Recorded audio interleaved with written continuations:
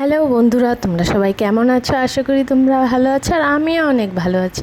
আজ বানাবো আমি ফ্রেঞ্চ ফ্রাই। তার জন্য দুটো আলু কেটে নিয়েছি, এইভাবে বাটির মধ্যে নিয়ে নিয়েছি। 2 চামচ দিলাম, 2 চামচ চালের গুঁড়ো, 2 চামচ বেসন, স্বাদ মতো নুন, হলুদ গুঁড়ি ও লঙ্কা গুঁড়ি,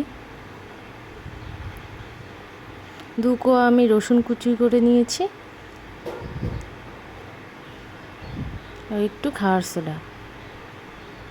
একটা ডিম ভেঙে দেব, ভেঙে দিয়ে ভালো করে আমি হাত দিয়ে মেখে নেব। আমি এখানে কোনো জল ব্যবহার করব না, ভালো করে আস্তে আস্তে মেখে নেব আমি।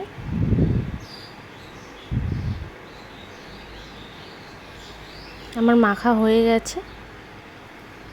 এখন কড়াতে তেল গরম হতে দিয়ে দেবো।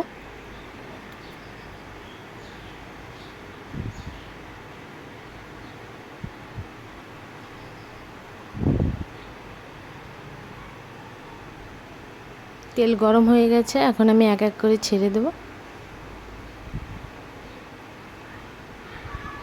একদম লো আছে, এটা আস্তে আস্তে ভাজতে হবে, না হলে ভিতরটা সিদ্ধ হবে না। উল্টে পাল্টে নেড়ে চেড়ে আমি ভালো করে লাল লাল করে ভেজে নেব।